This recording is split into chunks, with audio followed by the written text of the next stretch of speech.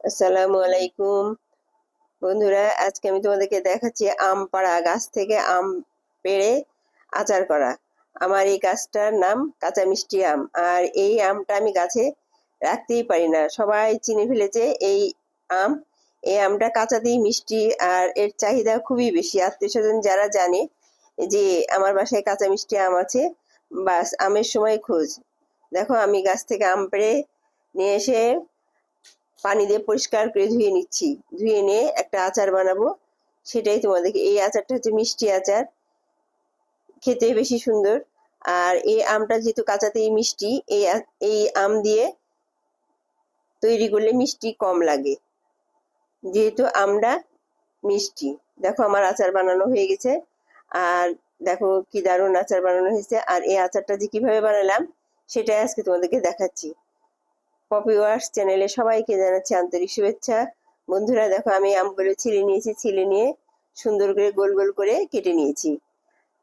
দেখো খুব সুন্দরভাবে এই টাটকা কচকচে আম একদমই গাছ থেকে পাড়ার সঙ্গে সঙ্গেই আচার শুরু করে দিয়েছি। এখন গরম পানি ফুটিয়ে নিলাম একটি পাতিলে। ফোটানোর পরে এই কাটা আমগুলো পানির মধ্যে দিয়ে দিলাম। পানির মধ্যে দেওয়ার পরে যখন পানিটা বলক ওঠার পরেই আমগুলো দিব। আর আমগুলো দেওয়ার 3-4 মিনিটের মধ্যেই দেখবা আমের কালারটা চেঞ্জ হয়ে গেল, আর আমের কষগুলোও বের হয়ে গেল। এখন একটি ঝাঁকাতে তুলে নিলাম। তুলে নেওয়ার পরে একটি পাতলা কাপড়ের উপরে বিছিয়ে আমের গায়ের পানিটা শুকাই নিব। দেখো সব আমগুলো, দেখো পানিটা, দেখো কালারটা চেঞ্জ হয়ে গেছে, পানিতে সব কষগুলো বের হয়ে গেছে। এই দেখো, এখন আমি এইটা ফ্যানের বাতাসে আমগুলোকে শুকিয়ে নিব। আমগুলো শুকিয়ে নেওয়ার পরে আচার বানানো শুরু করে দিব। এভাবে সবসময় খেয়াল রাখবা এই আচারটা করার সময় যেন পানি না থাকে, পানি থাকলে আমটা পচে যায়। এখন আমি কড়াই চড়াই দিলাম, আচারটা আমার অনেক বেশি, সেই জন্য আমি একটু বড় কড়াই চড়াই নিয়েছি। আর এর মধ্যে দিয়ে দিলাম 1 কেজি মতো চিনি। 1 কেজি চিনি, আর এর মধ্যে দেবো অল্প একটু ভিনেগার। ভিনেগার দিয়ে চিনিটাকে গলায় নিব। দেখো আস্তে আস্তে চিনিটা গলে যাবে যখন, তখনই দিয়ে দেবো ওই শুকনা পানি ছাড়া ফ্যানে শুকানো আমগুলো। চিনি গলে গেছে প্রায়, এখন দিয়ে দিচ্ছি আমগুলো। আমার বাগানে প্রচুর আম আর বিভিন্ন ধরনের আম আছে, তার মধ্যে এই আমটা খুবই সুস্বাদু একটি আম কাঁচাতেই। অন্য কোনো আম কাঁচাতে অত খাওয়া ভালো লাগে না, কিন্তু এই আমটার নাম কাঁচা মিষ্টি আম।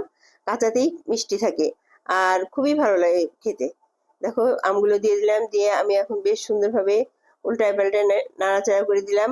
আর এই আচারটা উম, ভালোভাবে আমটাকে সিদ্ধ করে নিব।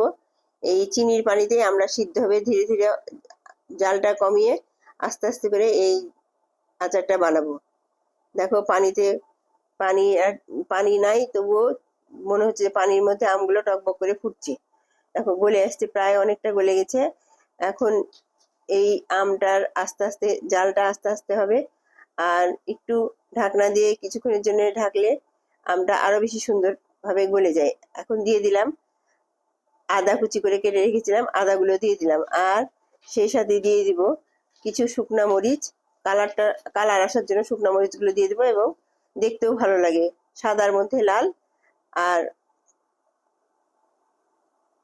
কালারটাও চেঞ্জ হয়ে যাবে। এখন দেখো আস্তে আস্তে আমের কালারটা চেঞ্জ হয়ে যাবে, আর আচারটাও সিদ্ধ হয়ে যাবে, আমটা সিদ্ধ হয়ে যাবে। এই আচারটাতে তেমন কিছু লাগে না, শুধু চিনি দিয়ে আচারটা হয়ে যায়। আমার এখানে ধরো 2.5 কেজি মতো আম আছে, আর চিনি হচ্ছে 1 কেজি মতো চিনি লাগে। প্রচুর চিনি লাগে এই আচারে। আর এই আচারটা সারা বছর, ভিনেগার দেওয়ার জন্য সারা বছর তুমি রেখে খেতে পারবা। আর খেতে সেই রকম রসগোল্লার মতো স্বাদ। আমের একটা ফ্লেভার আছে এই আমে, আর টেস্টটাও খুব সুন্দর হয়। দেখো, এই দেখো আমটা গলে গেছে।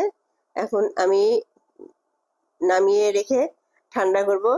আর ঠান্ডা করার পরেই আস্তে আস্তে যখন চিনিটাও জমে যাবে, আমটাও ঠান্ডা হয়ে যাবে, বয়মে ভরে সংরক্ষণ করে রেখে দেবে।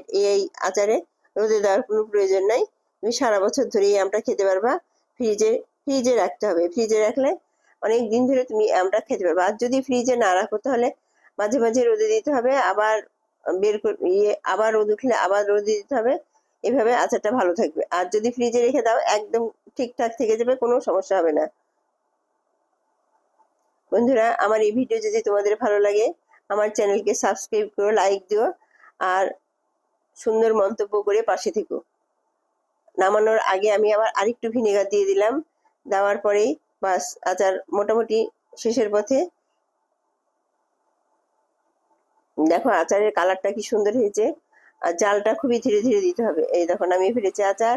ঠান্ডা হওয়ার পরে আচারটা সেই রকম টেস্ট আর দেখতেও মজা লাগছে।